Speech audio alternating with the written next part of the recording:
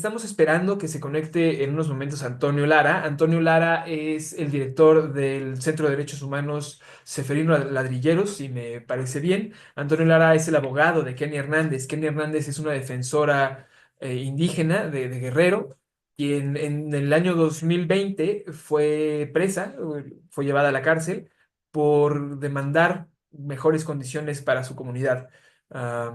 Esa es una cuestión bastante interesante porque a pesar de que se hizo una protesta colectiva am, en la cual se tomó una caseta y se levantaron las plumas de la caseta para hacer un paso libre, pues esto no, la única persona que fue detenida fue precisamente Kenny Hernández. Me parece que Antonio ya anda conectado por acá, pero no lo veo con su video. Antonio, si tienes la oportunidad de prender tu cámara para Listo. saludarte, mira, nomás, es que vas en carretera. Antonio, qué gusto, ¿no? Perfecto. Muchísimas gracias por tomarnos la palabra. Te saluda de este lado Arturo Contreras y acá. Camilo Campo. Muchísimas gracias, Antonio. Estábamos hablando un poco ahorita del contexto de la detención de Kenny Hernández. Si pudieras comentarnos un poco más al respecto, ¿no? O sea, de comentarnos los motivos por los que fue detenida, ¿no? Que sabemos principalmente fue su activismo político. Y pues nos parece que ahora el martes hubo una audiencia pública en la cual se lograron algunos avances y nos gustaría saber de eso. Así que, Antonio, pues te escuchamos. Gracias. Pues antes que nada, gracias por la oportunidad y un gusto saludarlos, Arturo, Camilo. Em, Creo que es importante decir primero, a riesgo de ser repetitivo, pero creo que hay que ser insistentes en que Kenia Hernández es una mujer afroindígena, originaria de la Costa Chica del estado de Guerrero, quien ha venido ejerciendo, realizando labores de defensa de derechos humanos, particularmente en términos de la defensa del territorio de pueblos indígenas y derechos de las mujeres. Digamos, es lo más fuerte de su agenda y desafortunadamente, como sabemos, en este país la defensa de los derechos humanos suele ser agredida y entonces de defender pueblos indígenas y su territorio se desprendió la necesidad de la agenda de la lucha por los presos políticos de Guerrero. Particularmente me refiero a los presos políticos del opositores a la Parota, un proyecto que hace algunos años allá andaba rondando las cercanías de Guerrero. Hubo presos en ese tema y Kenia se involucró con todo en esa lucha por la libertad. Eh, Eso la llevó a tener una coordinación importante con un espacio que se llama Frente Popular de la Montaña. Evidentemente nos referimos a la región de la montaña de Guerrero. Todo esto para poder llegar aquí a un nombre clave, estimados compañeros. Arnulfo Cerón. Arnulfo Cerón es un abogado que junto con Kenia, ambos abogado, abogada, estaban dando la defensa del Frente Popular de la Montaña y esta agenda que acabo de referir. Resulta que a finales del 2019, Arnulfo Cerón es desaparecido. Y como lo sabemos, Guerrero tiene antecedentes de desaparición forzada terribles. Solo, claro que es gravísimo lo que ocurrió con los compañeros de Ayotzinapa, pero habría que decir que la desaparición forzada en Guerrero no quedó con los normalistas. Es un ejercicio y una práctica histórica en el estado de Guerrero. Lleva décadas practicándose la desaparición forzada. Quiero hacer este hincapié porque eso significó para Kenia la necesidad de una movilización intensa. Había que encontrar a Arnulfo Cerón. Y esto es un parteaguas porque lo que se le ocurrió a Kenia y a sus compañeros y compañeras fue liberemos la caseta de la venta, la caseta más importante, obviamente privada, allá para entrar al puerto de Acapulco. Y les tendría que decir que afortunadamente dio resultado la protesta, pero desafortunadamente encontró sin vida el cuerpo ya de Rulfo Cerón. Es decir, hoy los compañeros del Frente Popular de la Montaña y sus familiares del licenciado Arnulfo Cerón saben dónde está, no está en una condición de desaparición, no se encontró con vida y tengo que agregar que se logró dar cuenta que fue enterrado vivo. Así murió, ¿no? 3 metros de tierra bajo, encima de él, fueron los que lo terminaron privando de la vida. Y entonces regreso con Kenia porque este es el parteaguas, Arturo Camilo, para entender cómo Kenia Hernández habría que decir sí al frente de un número significativo de personas. Logran eh, este resultado y con eso se logra que se intervenga como autoridades. Una vez dicho esto, les recuerdo que viene el tema de la pandemia. Marzo de 2020 entra la pandemia y aquí creo que es importante explicar lo siguiente. Hay dos vertientes. Por un lado, organizaciones, pueblos ejerciendo el derecho de la protesta, liberando casetas, pero hubo otros sectores que recurrieron a la liberación de casetas para hacerse de recursos. Esto incomodó mucho a los dueños de las casetas privadas de México. Empresas como Aliática, concesionarias mexiquenses, em, todos los dueños de las concesiones de las autopistas privadas en México se vieron muy incomodados porque en plena pandemia, a falta de recursos, el fenómeno se generalizó. Y aquí viene la clave, y voy redondeando ya esta primera intervención, para entender que ante el fenómeno de la liberación de casetas, ya sea por protesta o por recaudación económica, los concesionarios se sintieron muy agredidos, muy que estaban perdiendo, dicen ellos, mucho dinero. Y entonces generaron una campaña para criminalizar este tipo de protesta y había que hacer un escarmiento ejemplar entre todas las personas, todos los liderazgos, todos los pueblos, todos aquellos que veían en este ejercicio un mecanismo de accionar, eligieron a Kenny Hernández para mandar el mensaje de escarmiento para que nadie tomara casetas. Y entonces tenemos a una Kenny Hernández con 9 carpetas federales que la acusan de ataques a las vías generales de comunicación. Tengo que decirles que ninguna acusación está en el sentido de que haya sido con violencia. Entonces, todas las carpetas, lo único que dicen es, mientras Kenia liberó la caseta, yo perdí 30,000 pesos, 50,000 pesos. ¿A qué se refieren con que perdí? Porque hicieron cuentas de, pasó un carrito, ese carro me debió haber pagado 50 pesos. Pasó un camión, me debió haber pagado 80 pesos. Pasó una moto, me debió haber pagado 25 pesos. Y en las 3 horas, 4 horas que duraba la protesta, Capufe decía, de aquí debía haber ganado 50,000 pesos. Y en eso es lo que Capufe dice que pierde. Dice que Kenia le robó. Y evidentemente es absurdo. Es un recurso que en el contexto de la protesta simple y sencillamente no se generó, no entró a sus casetas, ¿no? Y entonces, y ya con esto redondeo, con toda esta multitud de carpetas, dicen Kenia es una mujer altamente peligrosa. Y lo dice, se los voy a decir textualmente como lo dijo la fiscalía. Es peligrosa para la comunidad porque es público que protesta mucho y en muchos lados. Protesta en Guerrero, protesta en Morelos, protesta en la Ciudad de México y entonces, pues claro que debe de estar en un penal de máxima seguridad. Y la mandaron al penal de máxima seguridad federal número 16 que se encuentra en Cuautlán, Morelos.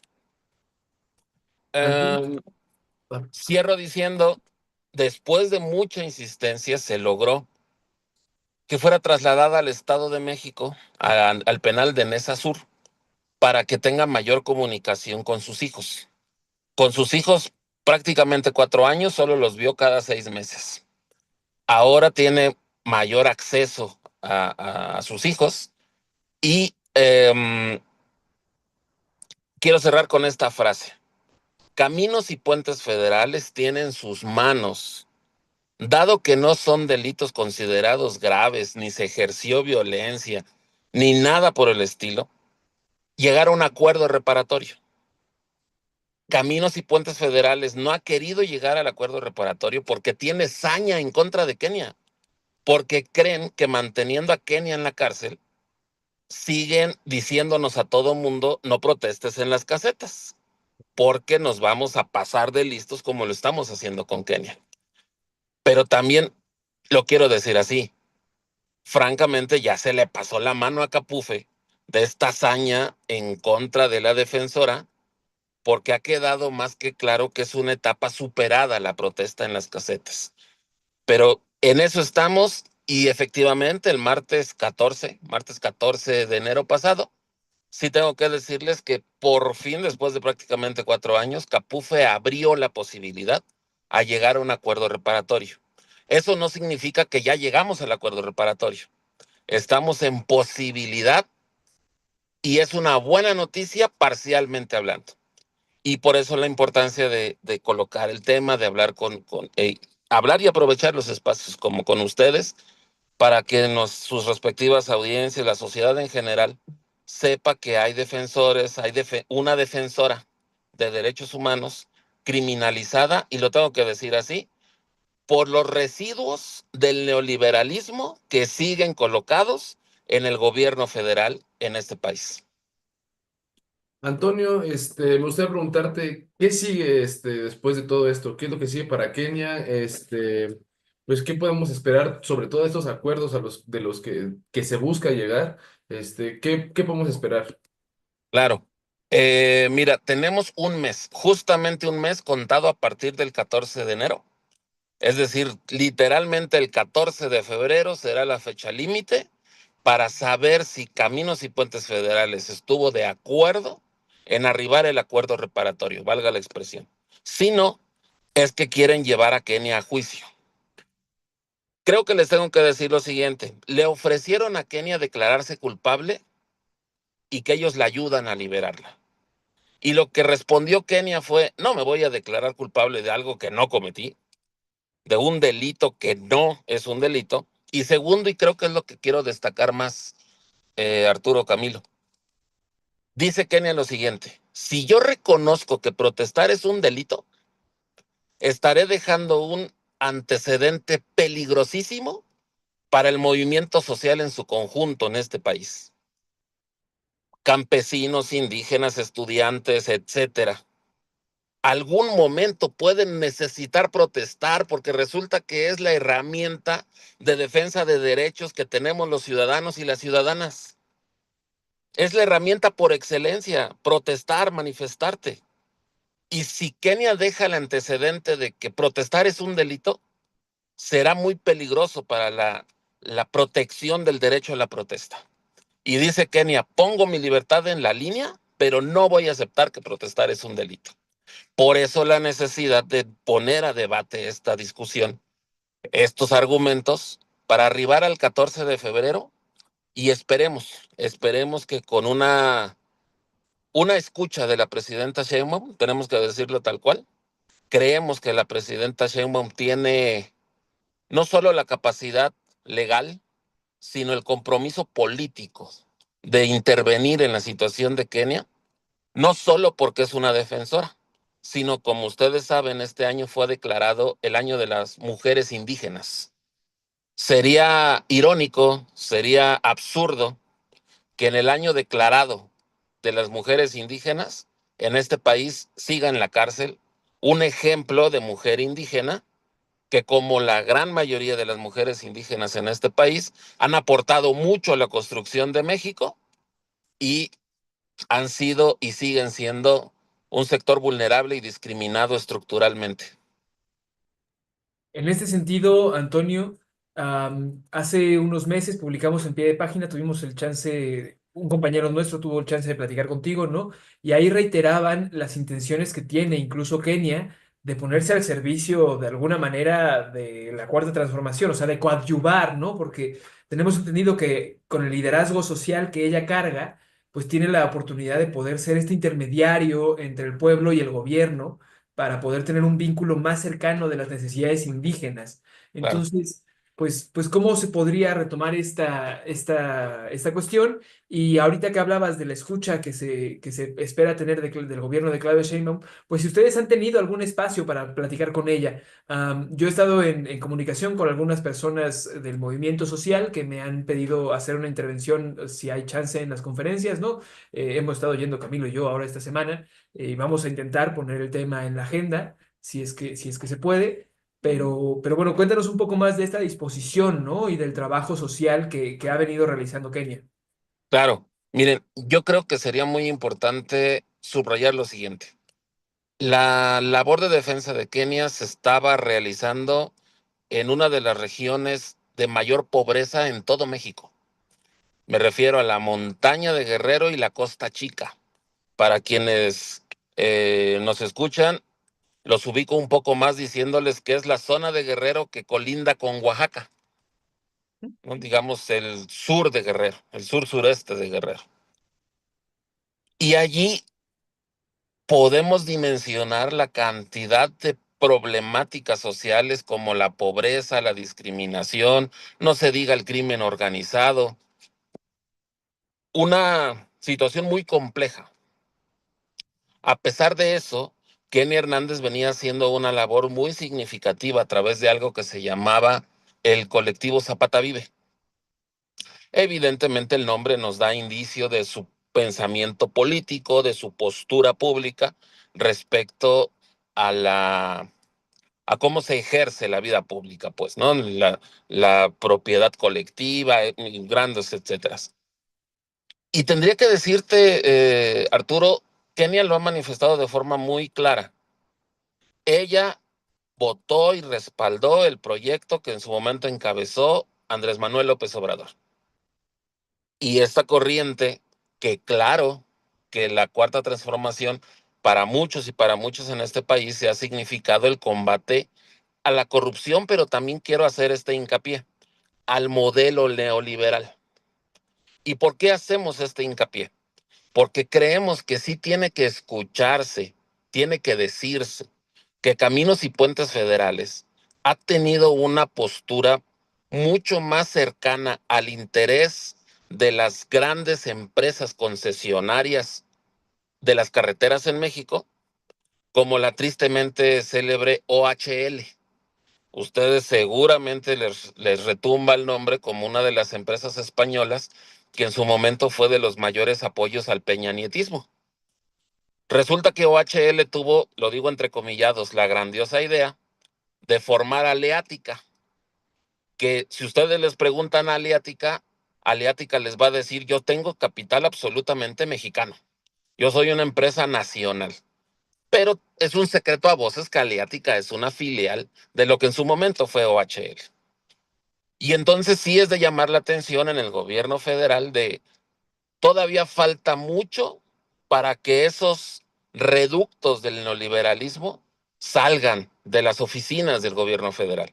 Capufe es una instancia desconcentrada de la Secretaría de Comunicaciones y Transportes y es notorio que le ha cuidado los intereses de las autopistas privadas, del interés privado, no solo nacional, sino extranjero.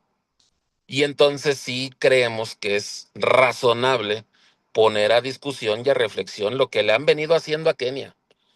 Es decir, tú vas a escarmentar, nos vamos a ensañar contigo para que nadie vuelva a pensar la posibilidad de tomar las casetas como una forma de protesta, porque según ellos es una gran pérdida para el interés nacional, lo cual no es cierto. Solo les paso este dato.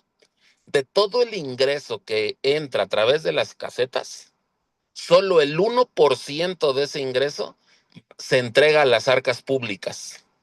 El 99% de ese ingreso es para la empresa privada. Digo, allí es un botón de muestra de dónde está y cómo es el modelo económico, que aún se sigue manteniendo, al menos en lo que respecta a la cuestión carretera en este país. Pues muchísimas gracias, Antonio. Me voy a tener que plantar tantito porque hacer algo y algo aquí en el entorno que está haciendo que el perro ladre mucho, pero te dejo con Camilo. Un segundo. Antonio, no sé si nos quieras comentar un poco qué representa la detención de Kenia a niveles de derechos humanos, a nivel protesta. Si nos puedes hablar un poquito más de eso, ya casi para ir finalizando. Sí, mira, Camilo, yo creo que Kenia desafortunadamente se convirtió en un caso paradigmático de cómo se criminaliza la protesta social en México. Te podría decir que claro que antes de llevarla a la cárcel se le criminalizó. Hubo espacios de medios que la llamaron huachicolera carretera, que pretendieron poner en tela de juicio la protesta y decir que más bien era una extorsión. Prepararon el terreno para criminalizar a Kenia, para poderla llevar a la cárcel. Eh, y sin embargo, nosotros estamos convencidos de que el ejercicio en los sectores más congruentes de la Cuarta Transformación tienen que reconocer que la Cuarta Transformación no puede permitirse estos, lo voy a llamar, residuos del pasado, en donde la prisión era utilizada como un mecanismo de control político. Tendría que decir que quienes votaron por la 4T también votaron en contra de la represión en este país, en contra de la persecución. Y eso es algo que Kenia sigue simbolizando. Por eso creemos que es importante la libertad de Kenia, porque también quisiera abonarles esto, creo que es un dato que habría que aportar.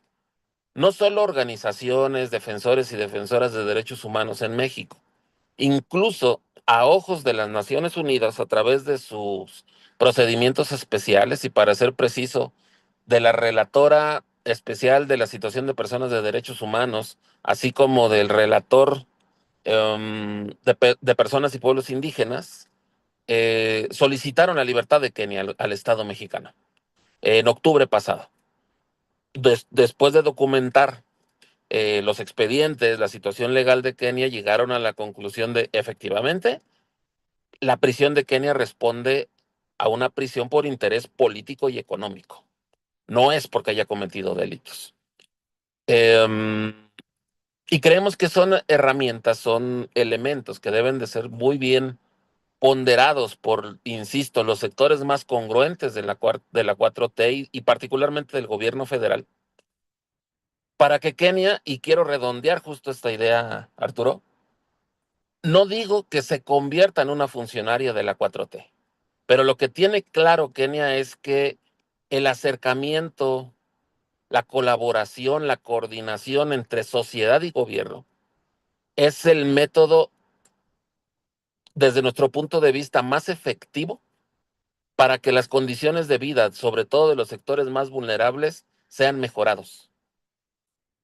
Entonces, sin duda, Kenia es un puente de comunicación y de trabajo valiosísimo si los gobiernos, no solo municipales, sino estatal y federal, saben identificar y reconocer en Kenia todo lo positivo que puede aportar a la construcción de un país con más libertades, con más derechos, con mayor democracia y un largo etcétera. Kenia es una gran aliada para quienes desde el gobierno busquen mejorar las condiciones de vida, sobre todo de los más vulnerables, que es el sector con el que ha trabajado Kenia. No puede seguir en la cárcel porque, a riesgo de parecer eh, romanticista, Kenia aporta mucho más en libertad a este país que encerrada en un penal de Nezahualcóyotl, en el Estado de México. Pues Antonio, muchísimas gracias por estos minutos. Creo que ha sido muy esclarecedor para poderle ir dando pues los matices necesarios, ¿no? Porque como comentas, ha habido una gran estigmatización de la protesta social, ¿no? Y del caso especial de Kenny Hernández. Esperemos al 14 de febrero y esperemos que otros colectivos se vayan sumando sabiendo esto, porque sabemos que no ha sido muy acompañado el caso, ¿no? Entonces, esperemos que esto sirva para quitarle las dudas a quienes todavía las tengan, ¿no? Y esperemos que el gobierno pues tome en cuenta estas comunicaciones, tome en cuenta esta información y se pueda hacer algo. Muchísimas gracias de nuevo y ha sido un placer tenerte por acá. Al contrario, muchas gracias a ambos. Saludos y seguimos en comunicación.